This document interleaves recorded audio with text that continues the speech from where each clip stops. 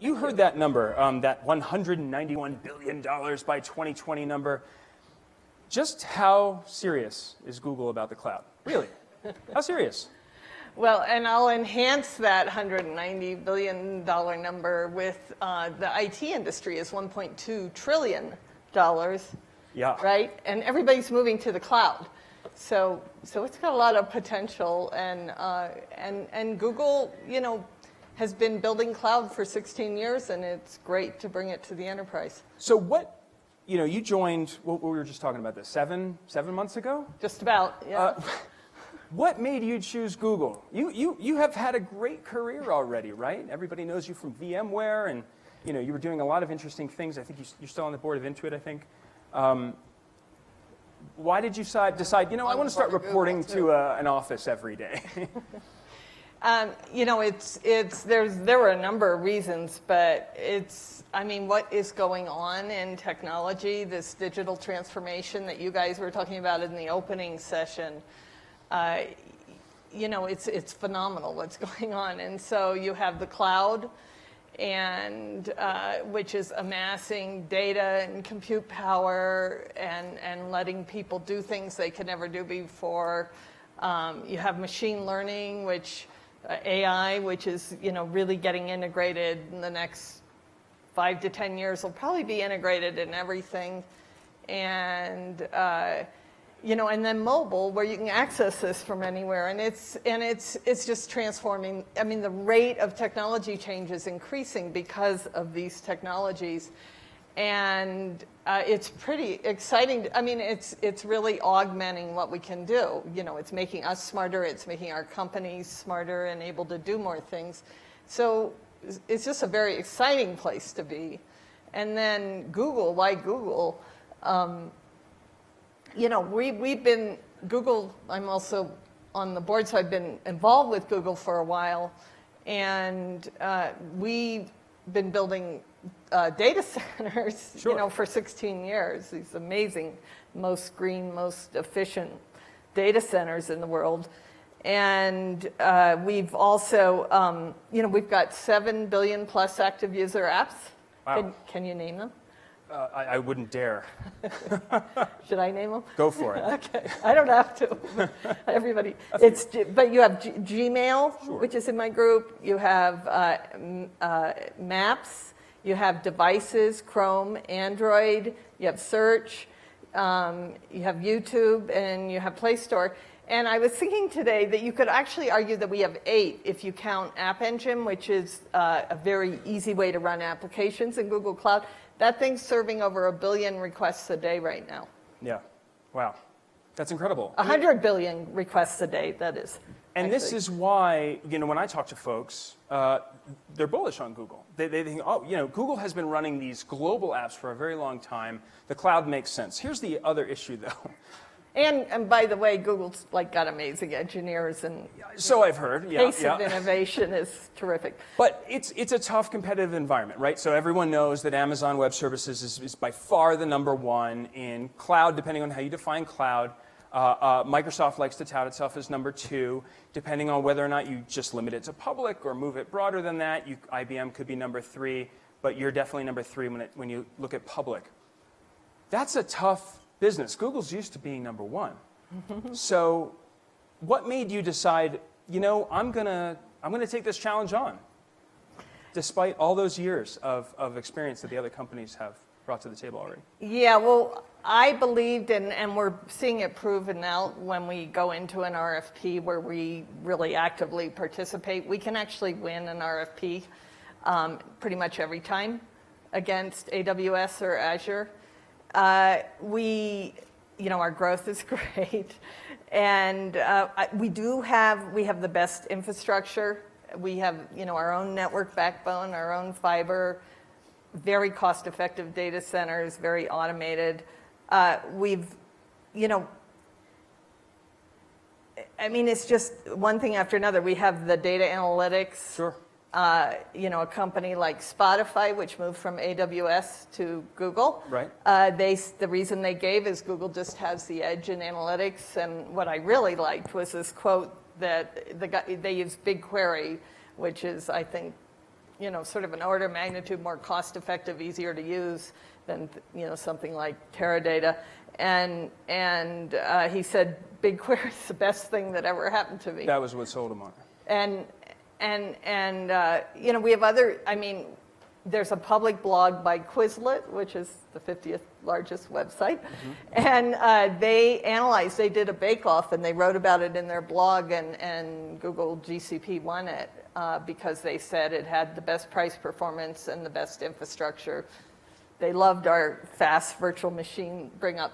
Sure. And then there's things like security, but yeah, I was going to say, we'll get to Yeah. that. So the technology, definitely, that's what I'm hearing as well. The good people really respect Google's technology. What they don't get is the culture, right? The idea that Google can't be an enterprise company. It's a consumer company. It's used to being that. It doesn't know how to talk to the enterprise. It doesn't know how to sell to the enterprise. And there have been deals that Google has reportedly lost out on, right? I mean, there was the IBM VMware deal, and that one strikes close to the heart for you. Google was reported to be in that mix and didn't really happen. by And the then way, even just today, okay. there was a GE deal with Microsoft for its predicts, however you'd say it, its predictive industrial internet stuff. I mean, those are the RFPs you're supposed to be winning, right? I would say neither of those were RFPs. Oh, well, those are the deals you're supposed to be And winning. RFPs, request for proposal. Yeah, no. Those were not RFPs. But so GE was also on stage with AWS. GE is, taking a broad view of things. And, our containers are, what are they? I can't remember, like order of magnitude more in use every 90 days or something, which is sort of, you can run a container in a virtual, anyhow, I'm not going to go into the technology here. But I guess what I'm trying to get at is how when you get But to in terms of the enterprise, let me address your question. Yeah. So one of the things Google did when I came in was they let me bring together the cloud and the Google Apps group and all the go-to-market, all the sales side, all into one coherent group. And we also have the go-to-market on the maps. We have the enterprise go-to-market on the devices, the Chrome, the Androids. And what that's let us do is integrate everything into a really powerful, broad story for an enterprise. They love that. And now we're just investing, ramping as fast as we can in customer-facing support, people, services.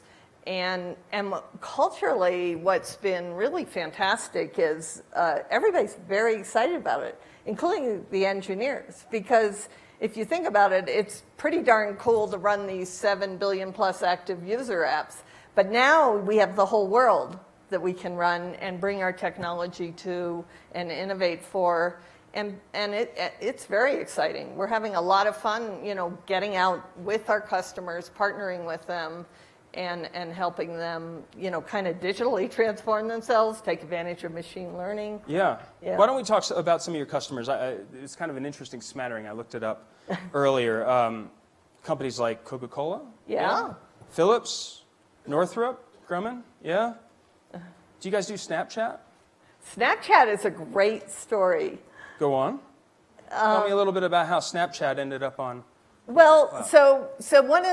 so Google Cloud, the first thing they introduced was a little bit too far ahead of things. For most people, it was this thing called App Engine, which makes it totally trivial to run your workloads, and it'll automatically scale, and it'll load balance, and it'll be reliable. But if you're an enterprise, you've never used that before, so you weren't just going to start using it.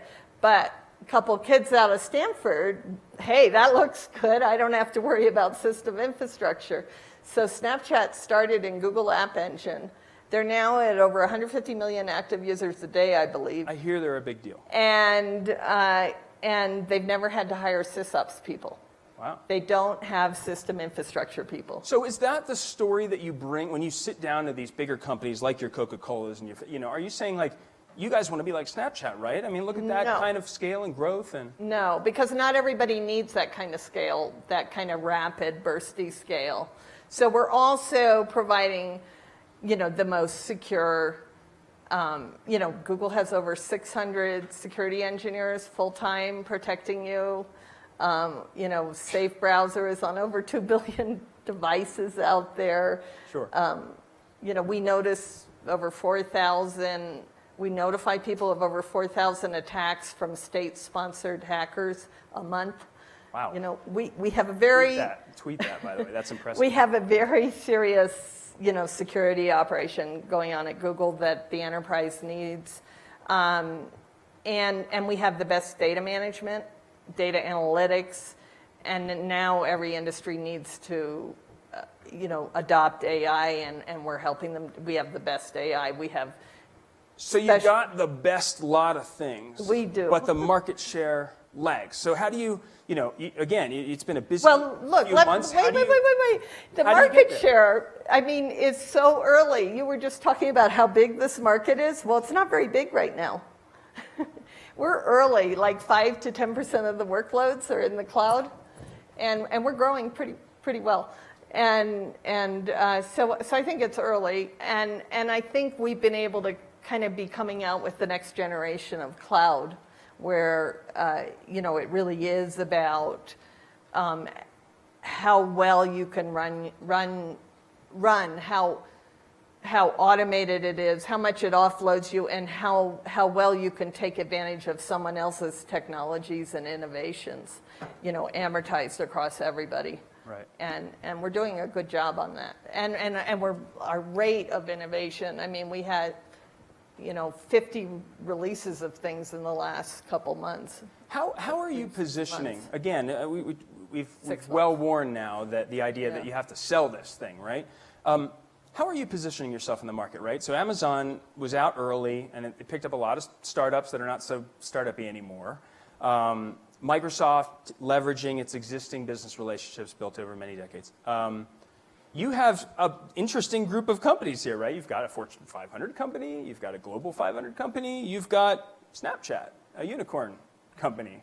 You even got, a little birdie told me you guys do the Pokemon Go.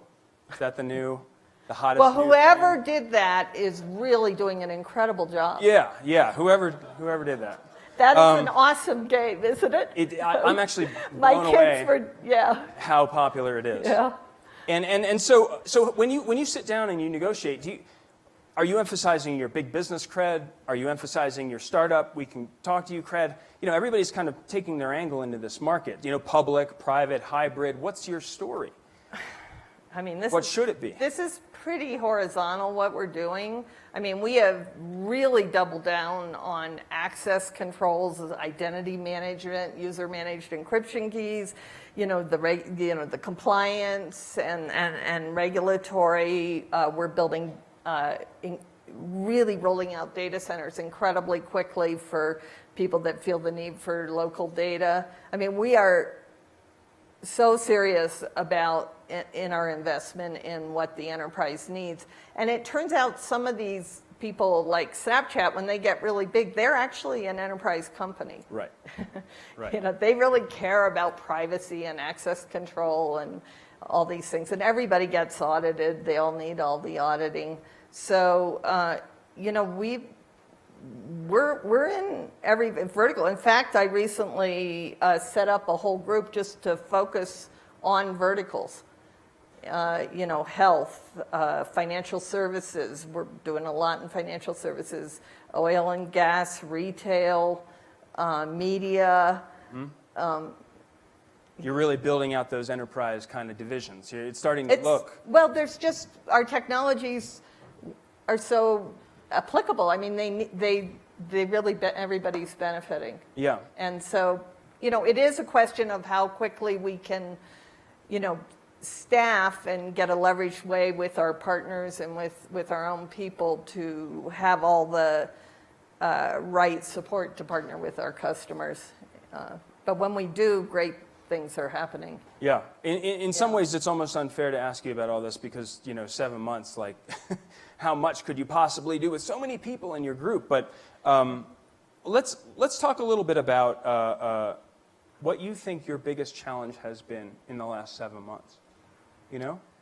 So for 2 years, I was doing a lot of talking with Urs Huszel, who runs, he's been at Google. He was, I think, employee number 7, and he built all the data centers, and a pretty amazing person. I never would have joined without him. But so I was pretty up to speed, but most of my work, in fact, pretty much all my work since I got there, it's been around getting roadmaps to our customers so they can plan, and then getting, the right customer-facing organizations set up. And I've been able to bring in a lot of really strong enterprise people to run sales and marketing and professional services and office of the CTO and so forth. And importantly, you have the backing to do so, right? I mean, big time. That's a big difference. What's the messaging from on high?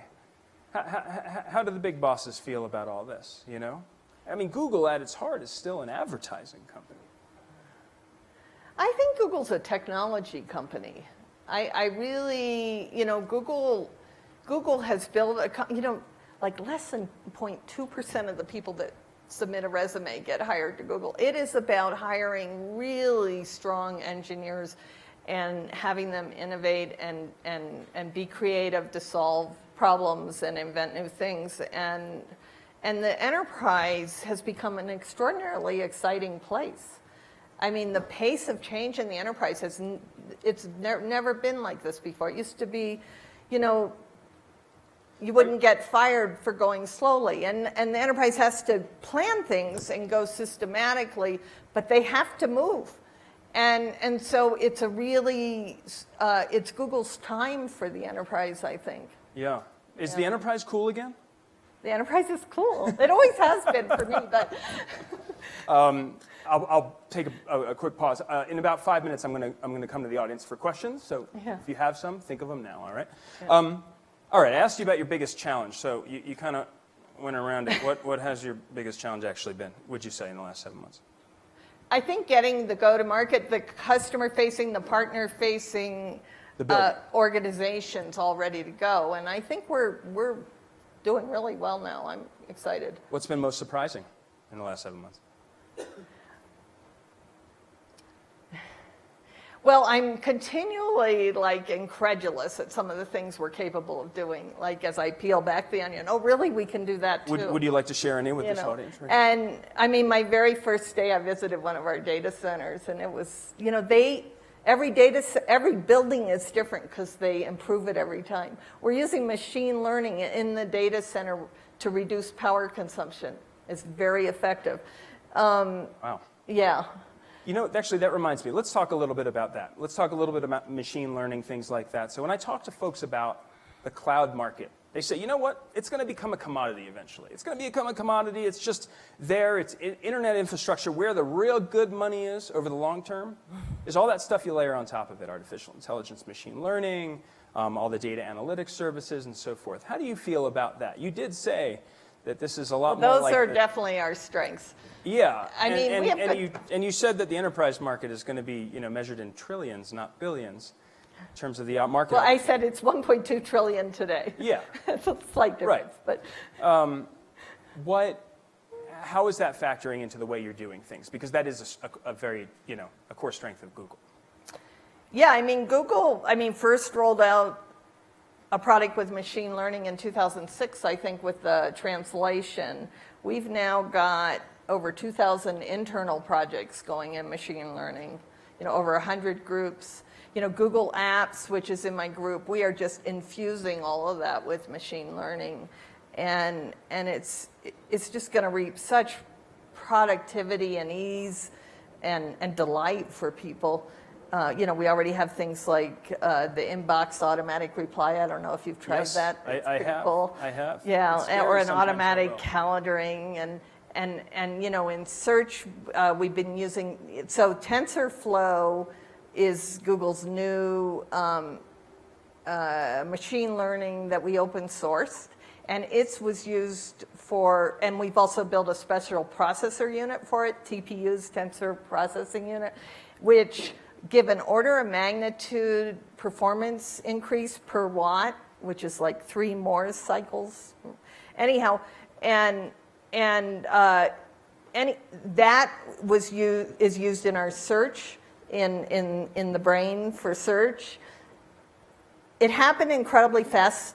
From first silicon to running the brain was 22 days. Wow. We use that, and we use it for search, consumer, Google search. Now we have a new product, Springboard, for enterprise search, which will search all your Google Apps content, and it's getting integrated with third-party content, and we'll use machine learning to surface the most relevant things inside a company subject to access controls. Sure. Pretty cool. And we also use Brain have been using it in maps for Street View, for getting the text out of Street View. Very cool. It's pretty cool. So we've open sourced this stuff so that you could do it on your laptop, but then if you want to take advantage of how Google can run it, you can run it on the Google Brain inside the Google Cloud. And so to take this full circle, yeah. Again, when you're sitting across from these companies, Yeah. you want to sell, you want them to become your customers. They might already be your customers in a different part of the company. Do you say, this is all the cool stuff you'll have access to? Well, we are actually partnering with companies now to help them apply what we have to their data sets, to their private data sets.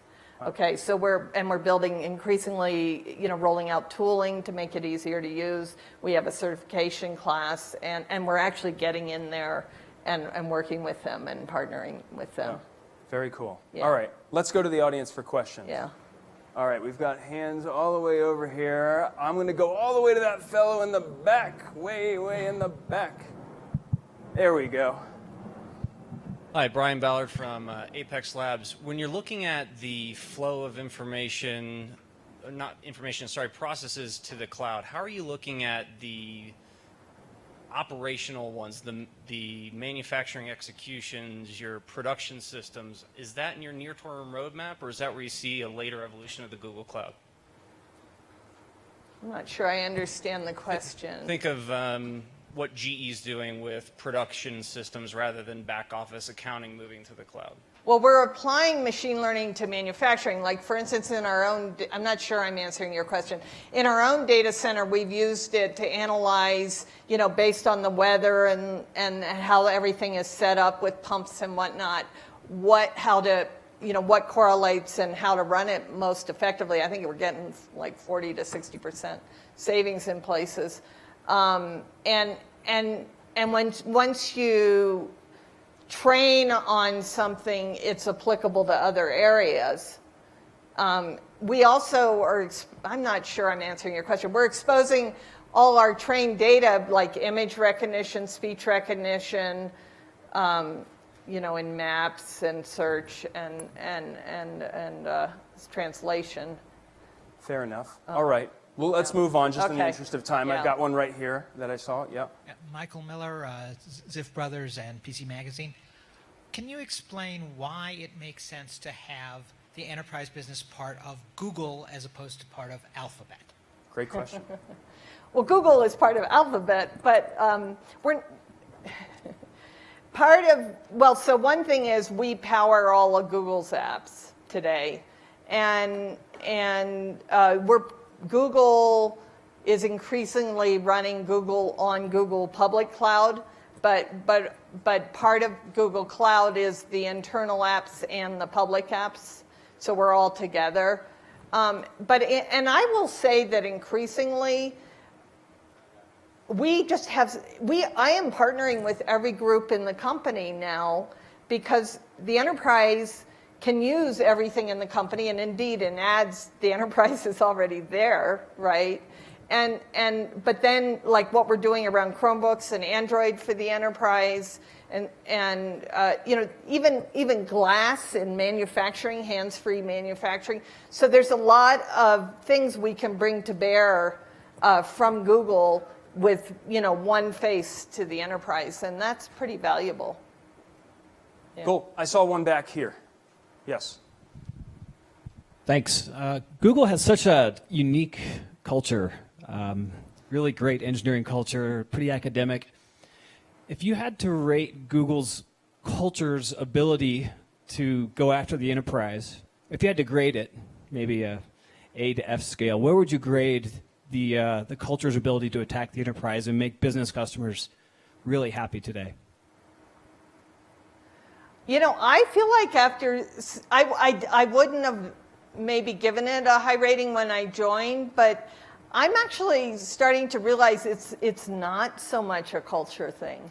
It's really about Google. Every engineer at Google wants to make their users happy. They really do. But they've been making their internal users happy. Now we can make the whole world happy. And, you know, I don't think we've had to shift our culture.